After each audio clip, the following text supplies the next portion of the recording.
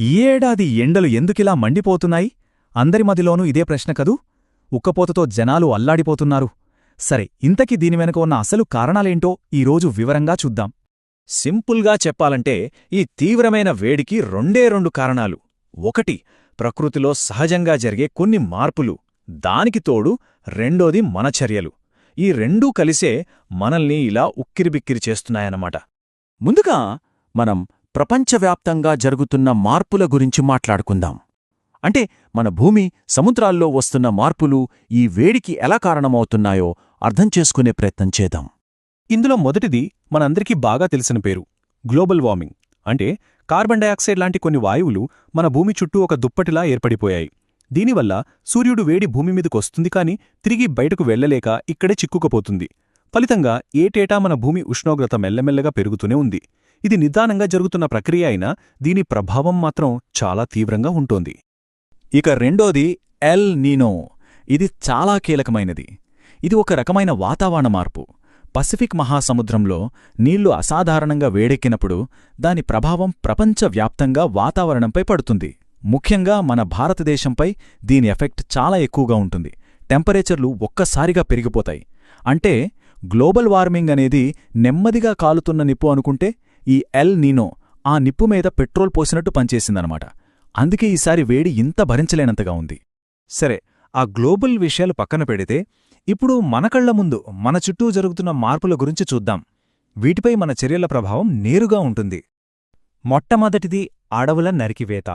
మనందరికీ తెలుసు, చెట్లు మనకు ఒక రకంగా న్యాచురల్ ఏసీ లాంటివి. అవి ఎండవేడే నేరుగా మనపై పడకుండా ఒక గొడుగులా అడ్డుకుంటాయి. ఎప్పుడైతే విచక్షణారహితంగా ఆ చెట్లను నరికేస్తామో ఆ సహజమైన చల్లదనాన్ని మనమే దూరం చేసుకున్నట్టు. ఫలితంగా భూమి ఇంకా వేడెక్కుతుంది. తరువాతది పట్టణీకరణ. పల్లెటూళ్లతో పోలిస్తే నగరాలెప్పుడు వేడిగా ఎందుకుంటాయో ఎప్పుడైనా గమనించారా? దానికి కారణం అర్బన్ హీట్ ఎఫెక్ట్. అంటే నగరాల్లో ఉండే సిమెంట్ బిల్డింగులు, తారు రోడ్లు పగలంతా సూర్యుడి వేడిని బాగా పీల్చుకుంటాయి. రాత్రిపూట కూడా ఆ వేడిని నెమ్మదిగా బయటకు వదులుతాయి.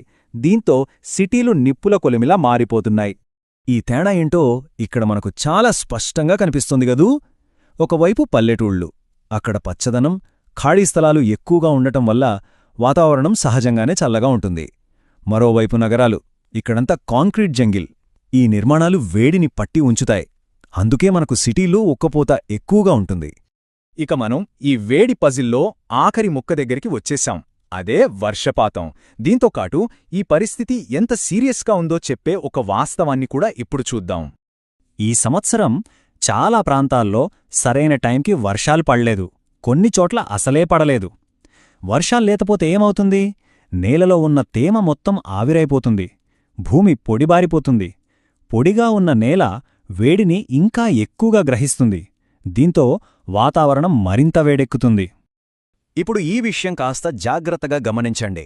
ఇది కేవలం ఈ ఒక్క ఏడాది సమస్య కాదు. ఇది ఒక ప్రమాదకరమైన ట్రెండ్. వరల్డ్ మీటియోరలాజికల్ ఆర్గనైజేషన్ ఏం చెప్తోందంటే, గడిచిన కొన్ని సంవత్సరాలు వరుసగా చరిత్రలోనే అత్యంత వేడి సంవత్సరాలుగా రికార్డయ్యాయట. అంటే అర్థం చేసుకోండి, ప్రతి ఏడూ అంతకు ముందు సంవత్సరం రికార్డ్ని బ్రేక్ చేస్తూనే ఉంది. ఇది చాలా సీరియస్గా తీసుకోవాల్సిన హెచ్చరిక. సరే, ఇప్పటిదాకా చాలా విషయాలు చూశాం కదా. సో ఫైనల్గా అసలు కథేంటి? ఈ భగభగమండే ఎండల వెనకున్న ఆ 5 కీలక కారణాలను ఒక్కసారి క్లుప్తంగా చూద్దాం. ఇక్కడ చూస్తున్నట్టుగా ఈ తీవ్రమైన వేడికి 5 ప్రధాన కారణాలున్నాయి. 1, గ్లోబల్ వార్మింగ్. ఇది నెమ్మదిగా మన భూమిని వేడెక్కిస్తోంది. 2, ఎల్ నీనో. ఇది ఈ ఏడాది వేడిని అమాంతం పెంచేసింది.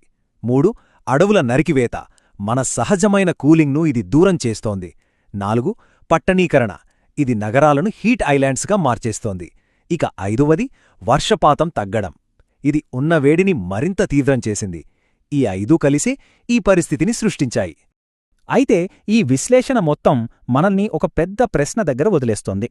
ఇప్పుడు మనం చూస్తున్న ఈ మార్పులు కేవలం ఆరంభం మాత్రమేనా? వీటి ప్రభావం భవిష్యత్తులో మన జీవితాలపై, మన గ్రహంపై ఇంకెలా ఉండబోతోంది? దీని గురించి ఆలోచించాల్సిన సమయం ఇదే.